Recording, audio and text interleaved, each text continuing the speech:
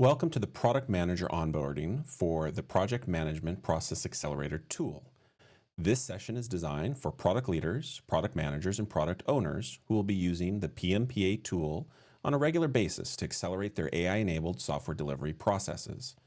In this session, we will demonstrate use of the PMPA tool to take robust business requirements from project charter to development-ready work items in minutes and not months. This demonstration will explore the use of AI-powered workflows to generate robust features, user stories and user journeys, and end-user personas. And we will look at workflows that will suggest ways to include AI to ethically enhance deliverables, improve viability of projects in the approval processes, and search for existing art in the open market that may compete with or synergize with project offerings.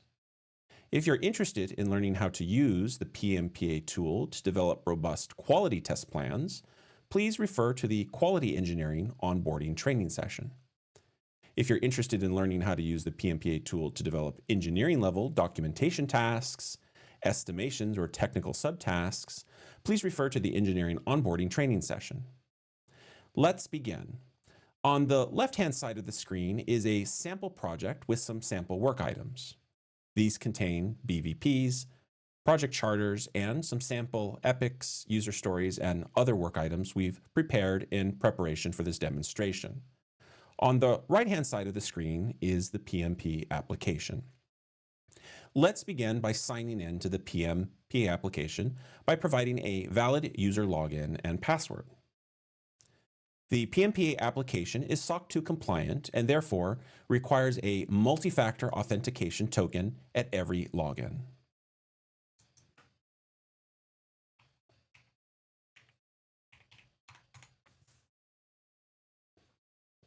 A successful login will land the user at the workflow dashboard. The workflow dashboard shows the user the full collection of AI-enabled workflows. Depending on the user role, workflows that are enabled will be in color. Those that are not will be grayed out and have a lock symbol next to them. First, let's examine workflows that will help us create more robust project charters. Starting with the project charter recommendation workflow, we'll first pause before we go into the project charter analysis workflow and take a look at the left-hand side at the help and FAQ section. Every workflow on the left-hand side has a help and FAQ section. Here we can find an expandable section that gives details, help, and FAQ about every unique workflow. The user can expand or contract every part and gives details and explanations about the workflows, some of the terminology of the workflow, and even videos about each workflow's operations or details. Clicking on the link will open up the video in a new window or new tab and will not disrupt the current workflow or page. At the bottom of each of the FAQ boxes, there is an upvote and downvote feature. For now, let us collapse the help and FAQ section. The project charter analysis determines if the project charter, as provided by the product owner, contains the necessary information to obtain approval to allocate and spend funds. It does this by analyzing the project charter and the business case and the deliverables defined in the BVP and if any children epic entities are provided, and provides guidance on what improvements could and should be made to the project charter to obtain approval for funding. This is not analyzing the deliverable itself. What this workflow is doing is looking at the analysis of the justification of the project to get or obtain funding. So the user here should provide the project name, the BVP ID, and run the quality checks, set it to production, and execute the workflow. The field AI updates and recommendations field in the BVP and or the project charter will be updated with recommendations about benefits, about return on investment, about business objectives, about executive summary, and so on, with the objective of obtaining approval for funding, and not necessarily about the idea of the project itself. The next workflow we want to look at is called the project charter prior art search. This workflow will take in a BVP and it will look out in the open market to determine if there's any prior art, open patents, published patents, or known published patent pending work, or even known competitive market ideas or competitors in the open web, or that are similar to or match the proposed or described project. By analyzing the project charter and business case and the deliverables defined in the BVP, and then look for comparisons, and then provide that list in the field called AI-based prior art search. This is going to allow the product owner to make some business decisions based on the results coming back. Is there competition out there? Is there little competition? Should there be some market analysis done? Or should different business decisions be made? Provide the project name, provide the BVP, run your quality checks, set to production, and execute the workflow. The next workflow we're going to look at is the Project Charter AI acceleration workflow. This allows the product owner to select the project, provide the BVP ID, and the AI engine will go and analyze the BVP and the requirements described and determine if there are any known AI-based large language model or other type of artificial intelligence technologies that can be applied to this deliverable, this concept, this project, and using ethical, transparent, and responsible use of AI, drive business value, scale operational efficiency, or enhance customer experience. There's a custom field called AI acceleration opportunities. The AI will fill in that field and allow the product owner to make decisions if they should modify or change the project proposal with the suggestions provided. The next workflow that we're going to look at is called the end user persona generation. This workflow allows you to select a project and then provide the BVP ID, and it will generate a detailed list of end user personas based on the project charter and business case analysis. So it analyzes what your requirements are and your business case, and then creates a pretty comprehensive list of potential target audience, users, and behaviors, with the idea that it should create this list of end users that can then be used to generate features, user stories for user story statements, users for end user journeys, users for test plans, and users for all sorts of other downstream requirements activities. It's also a good idea that the end users that are generated can be used as a litmus test to understand if you have the requirements well described, the scope generally well described, and the intent of the requirements well described. A field called AI suggested end user personas will be populated. The description here, unfortunately, is incorrect at the time of this video recording. The next three here, or the next two workflows here, feature recommendations and feature AI accelerations, are very similar to what we have up here at the project level, but these just work at the epic level. So we're going to skip over those for brevity right now. The feature estimation workflow allows the product owner to make a non-AI-based estimation of time required to implement the functionality described in the requirements. So that means, given the written business requirements in the BVP and the epics, which describe all the features, what is it going to take in number of hours to perform the execution of the requirements? That includes design, that includes software development, that includes quality testing, that includes documentation, that includes deployment. It also includes some buffers for remediation of bugs. That includes some overhead for communication and some sprint planning and some other activities. Now, when I say non-AI based, it does not account for, some new AI-based programming and AI-based delivery systems. So this is a workflow that a product owner could use to basically create a not to exceed baseline labor cost estimate. So if you were to take your deliverables, select your project, put your BVP in here, You could say, if this comes out with 5,000 labor hours, you could quite easily say this project could easily not exceed 5,000. And then from there, you could have a discussion with your development team, your delivery team, and then figure out how much less than 5,000, what sort of optimization should go into place that would give you a better number. So it gives you a good baseline of something to start with. So you're not starting with 0 as a understanding or 1,000,000 as an understanding of what it's going to take for delivery. Okay, so let's move forward to requirements generation workflows. So the first thing we're going to see here is that there's a create features and a create features using attachments, and a create user stories using attachments. So the using attachments workflow will take into account any attachments with the work items that we're looking at. So our AI engine has the ability to ingest images, JPEGs, PNGs, PDFs, Excels, and Word documents. So if there are attachments which are relevant to creating the requirements, then you do want to use attachments.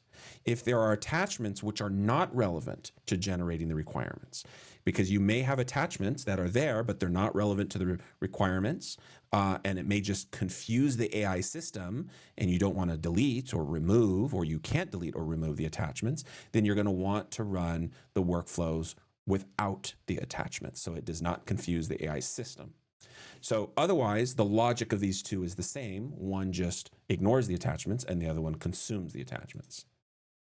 So let's take a look. So when you're creating features, which generates epics, it analyzes the BVPs, which is the written business requirements. It looks at the project charter and the technical design document. So if you have links to the technical design documents and any open available URL links. So if you have links to standards, like an ISO standard or an integration standard or some sort of Oracle document standard and like that, or something that's just available on the open web that you need to reference, the AI engine will go and pull that information and use that. And if you've referenced it correctly and described the purpose of those links correctly, along with all of your other requirements and your acceptance criteria, it will generate a appropriate number of epics, which describe features underneath your BVP. And so, for example, here, this BVP has generated a large number of epics underneath it to satisfy the requirements and the acceptance criteria of the BVP. Now, we'll take a pause here for a second because we see this section called best practice statements. So we have the ability to store what are called best practices. So best practices come into effect anytime you're generating features or user stories. And best practices is a way to always have something taken into consideration by the AI engine so that you don't forget, or you don't have to keep typing something in over and over again. So there are global best practices, which are set in place by the administrators. For example, if scope includes features related to PII data, then written requirements must include descriptions for data encryption at rest and in transit, and could include descriptions for minimal encrypted block size. So this is something that your organization is going to always enforce. So any sort of requirement that you pass through to create a feature or even a user story, anything related to PII, the AI engine will look at this best practice, and if PII is included, it will affect the requirements based on this best practice. So this is a global best practice. You can also create individual user level best practices using a different workflow we'll explore in a moment. And so then you can have a user level best practice that will only affect the features and user stories for your workflows, generating your local requirements based on your projects, your selection, and your style and needs for your projects. So the creating user stories, again, with or without recognizing attachments, does the same sort of flow. Given a BVP, analyze the business requirements, The epics this time, the technical design documents, open URLs and links, and create actionable user stories. And again, ingesting the best practice statements, always including the global. And then if you have any user selectable ones, it will also create user selectable ones. Now, what is different here about creating user stories, and we'll take, for example, we'll take this BVP here, we have the option that if we don't want to create user stories for all of the epics, we can choose that we're only going to create user stories for some of the epics because maybe we've already generated some user stories or we're in a revision cycle on some of these epics. So maybe some of the epics are done and so we're ready to generate user stories for some of them, but not others. So you have the ability to sub-select here, generate user stories now, and then generate user stories at a different time for others. So let's go back and take a look at the requirements best practices, which we just saw. There's some help in FAQs if you want to go through, take some more instruction in detail on this. But what this allows is this is the user level best practice. And so what you'll do as a user is you'll write 3 statements. You'll write the if scope includes statement. You'll write then the requirements must include statement, and then you can write a could include statement. When you write these 3 statements, you'll execute the workflow, and this will go into your personal user database of best practice. No one else can see this. The administrator can't see it. Your other users and peers can't see it. This will just be available for you. And when you have this, you can choose to include it when you want to, when you're generating your features and your user stories. And if you want to later on, you'll also have the option to delete your local best practices. So now that you've created your features and you've created your user stories, now you're going to want to create your end user journeys. And end user journeys should be created late in your process here, because the end user journeys are going to look at the epic feature. They're going to look at the user stories as well. And the end user journeys are going to help challenge the requirements that you've created. They're also going to look at the end user personas that you've either created manually or you've created using the AI workflow. And it's going to create these end user journeys that are going to describe end-to-end activities and workflows. And if you've got well-written, described, proper requirements that describe something that actually should work, then these end user journeys should be very logical flows. And when you generate these end user journeys, you should be able to look at them and they should make sense, not just from a product end user, they should make sense from a technical standpoint. And these end user journeys should be useful from a product standpoint. They should be useful from a technical implementation engineering standpoint to help them understand what they're building. This should be useful for the QA engineer standpoint to understand how to test, both from a positive testing and a negative testing standpoint. These end user journeys should be useful from a customer support or customer documentation training standpoint. These will have very valuable uses and act as a litmus test overall of how robust the documentation and requirements have been up to this point. So if there have been a lot of assumptions and guesses and gaps in the requirements up to this point, then these user journeys are going to be very weak, ambiguous, or just plain out wrong at this point. So this is good to run at this point once you've got your user stories, and it's going to show how robust your process has been in getting up to this point.